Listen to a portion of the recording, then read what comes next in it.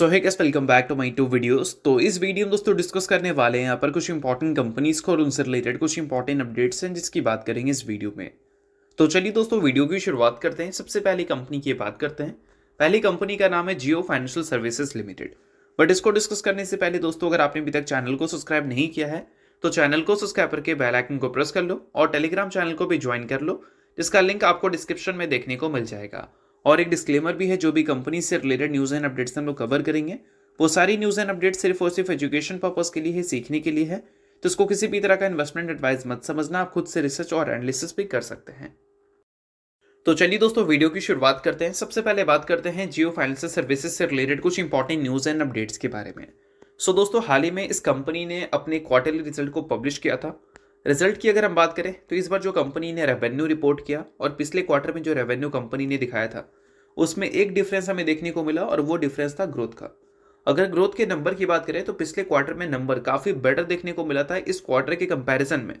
पिछले क्वार्टर में 46.58% की रेवेन्यू ग्रोथ कंपनी ने दिखाई थी और इस बार 41.51% की ही कंपनी ने दिखाया है। बट फिर भी इस क्वार्टर की चर्चा काफ़ी ज़्यादा है पिछले क्वार्टर के कंपैरिजन में। वो इसलिए क्योंकि पिछले क्वार्टर में रेवेन्यू का जो फिगर था वो 612 करोड़ हमें देखने को मिलते थे, और पिछले क्वार्टर का अगर रिजल्ट देखोगे तो वहां पर 400-500 करोड़ के रेंज के आसपास का रेवेन्यू कंपनी रिपोर्ट करती थी। और उससे पहले देखोगे तो कंपनी का रेवेन्यू ऑलरेडी 600 करोड़ के आसपास हमें देखने को मिला है। तो ऐसा नहीं है कि कंपनी 600 करोड़ का रेवेन्यू कभी रिपोर्ट नहीं की थी। इससे पहले भी कंपनी का 600 करोड़ का रेवेन्यू आया था। इस वजह से 46.58% ग्रोथ होने के बावजूद भी मार्केट ने इस नंबर को उतना ज़्यादा लाइमलाइट नहीं दिया। बट इस क्वार्टर के नंबर को लाइमलाइट इसलिए मिला क्योंकि इस बार रिजल्ट में जो रेवेन्यू दिखा वो हमें 981 करोड़ का दिखा, जो कि अब तक का बेस्ट रेवेन्यू था कंपनी की हिस्ट्री का। और दोस्तों, अगर हम बात करें कंपनी के ऑपरेशनल इनकम के बारे में, यानी कि कंपनी के बिजनेस से आने वाला जो इनकम है उसके बारे में, तो उसमें हमें 5 टाइम्स की ग्रोथ देखने को मिली। पिछले क्वार्टर में या पिछले साल के क्वार्टर 2 में कंपनी ने बिजनेस से जो रेवेन्यू जनरेट किया था और इस बार जितना जनरेट किया उसमें 5 गुना की ग्रोथ है, यानी कि 500% की ग्रोथ। और वही टोटल रेवेन्यू में 41% की ग्रोथ। अब सबसे इंटरेस्टिंग बात दोस्तों यहाँ पर यह है कि अगर इस बार कंपनी ने अच्छा बिजनेस किया है Q2 में तो 5 गुना की ग्रोथ कंपनी के रेवेन्यू में दिख गई। तो इससे पहले कंपनी जो रेवेन्यू रिपोर्ट करती थी 600 करोड़ या 400 करोड़ का, वो रेवेन्यू कंपनी का कहाँ से आता था। अब दोस्तों वीडियो में आगे बढ़ने से पहले बात कर लेते हैं सेबी रजिस्टर्ड टेलीग्राम चैनल के बारे में, जिसको चाहो तो आप ज्वाइन कर सकते हो।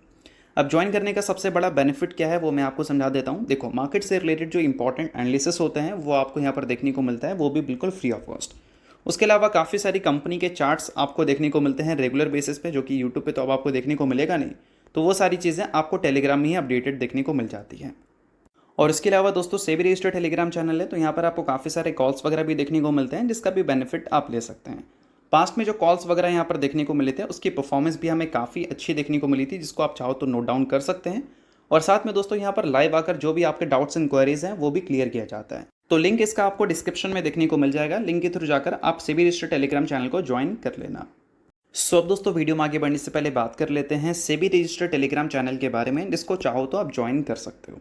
अब ज्वाइन करने का सबसे बड़ा बेनिफिट क्या है वो मैं आपको समझा देता हूँ। देखो, मार्केट से रिलेटेड जो इंपॉर्टेंट एनालिसिस होते हैं वो आपको यहाँ पर देखने को मिलता है, वो भी बिल्कुल फ्री ऑफ कॉस्ट। उसके अलावा काफ़ी सारी कंपनी के चार्ट्स आपको देखने को मिलते हैं रेगुलर बेसिस पे, जो कि यूट्यूब पे तो अब आपको देखने को मिलेगा नहीं। तो वो सारी चीज़ें आपको टेलीग्राम में ही अपडेटेड देखने को मिल जाती हैं।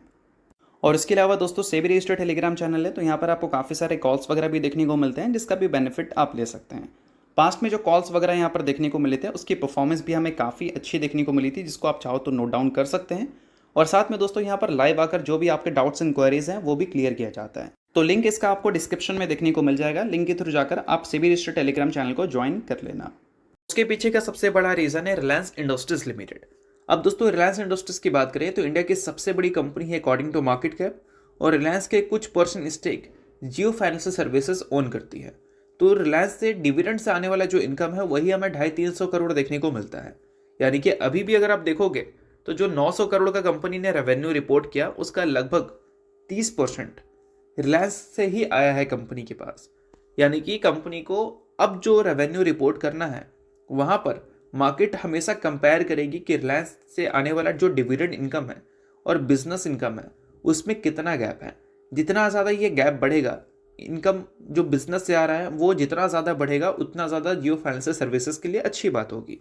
और अभी के टाइम पे रिलायंस की स्टेक जो जियो फाइनेंशियल सर्विसेज ओन करती है, उस वजह से जियो फाइनेंशियल सर्विसेज को एक एडिशनल रेवेन्यू मिलने की बोल सकते हैं अपॉर्चुनिटी मिलती है।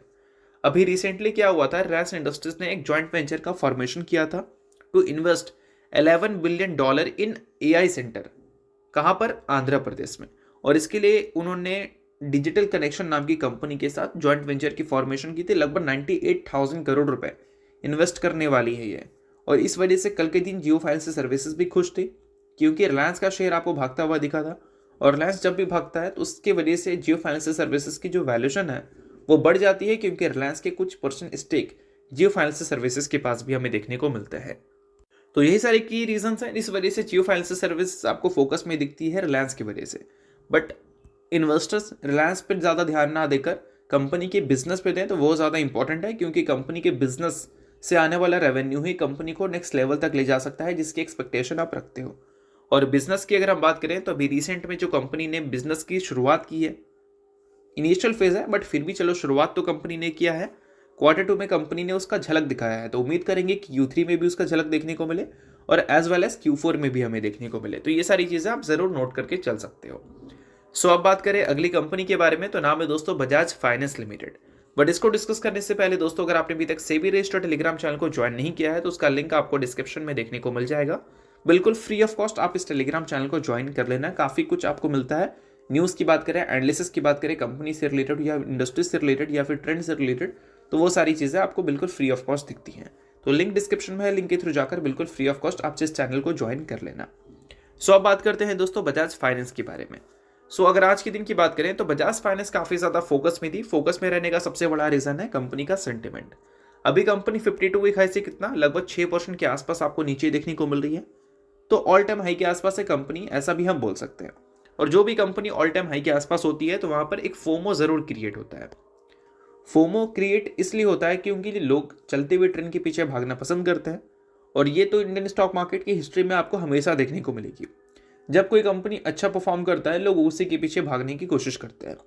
अब बजाज फाइनेंस में जो सेंटिमेंट थोड़ा सा फोमो वाला है वो क्यों है, इसके पीछे का सबसे बड़ा रीज़न ये है कि बजाज फाइनेंस जो है ऑलरेडी अपने 52 वीक हाई के आसपास है।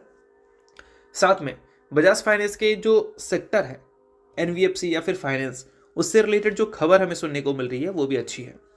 अगर हम बात करें रिसेंटली आरबीआई से रिलेटेड एक इंपॉर्टेंट अपडेट के बारे में, तो न्यूज़ हमें ये देखने को मिल रहा है कि इन्फ्लेशन के ड्रॉप की वजह से आरबीआई अगले एमपीसी मीटिंग में इंटरेस्ट रेट को कम कर सकती है। और पिछले एमपीसी मीटिंग में उन्होंने इंटरेस्ट रेट को अनचेंज रखा था, उससे पहले जो 3 एमपीसी मीटिंग हुई थी वहाँ पर 1% तक इंटरेस्ट रेट कम हुआ था। लास्ट टाइम अनचेंज रहा था, इस बार हो सकता है कि वंस अगेन कम होती हुई नजर आ जाए। अब ऐसी एक्सपेक्टेशन इसलिए है क्योंकि इन्फ्लेशन गिरा है।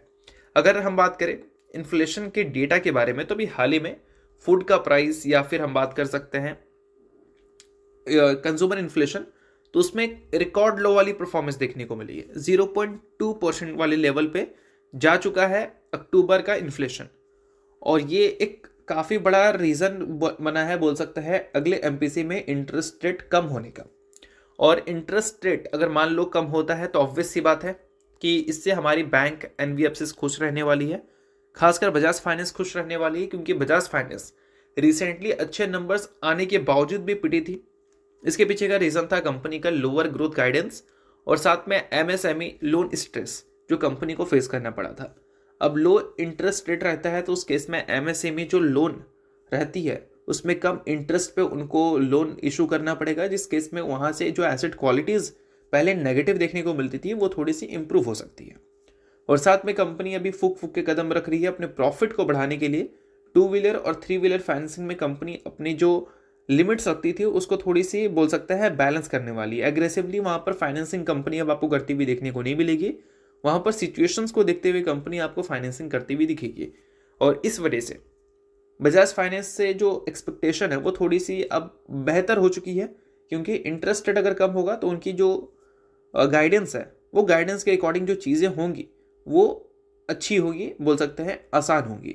और इसी वजह से बजाज फाइनेंस जैसी कंपनीज इंटरेस्ट रेट के न्यूज़ की वजह से कल के दिन और आज के दिन आपको खुश रहती हुई नजर आई थी। बाकी अगर कंपनी से रिलेटेड और कुछ अपडेट होगा तो उसके बारे में भी हम लोग बात कर लेंगे। अब बात करते हैं अगली कंपनी के बारे में। तो नाम है दोस्तों Ajmera reality and infra limited. Recently company के बोर्ड ने अप्रूव किया था 1:5 के रेशियो में स्टॉक स्प्लिट। सो अगर आप इस कंपनी के शेयर होल्डर हैं तो बेशक इस न्यूज़ को आप नोट कर सकते हैं। शेयर होल्डर नहीं है, इग्नोर कर सकते हैं। न्यूज़ थी इस वजह से मैंने बता दिया, बाकी ये किसी भी तरह का रिकमेंडेशन वगैरह नहीं है। तो चलिए ये वीडियो यहीं तक था। वीडियो आपको अच्छा लगा, लाइक कीजिए, पहली बार सब्सक्राइब कीजिए। वीडियो के लिए बहुत बहुत शुक्रिया।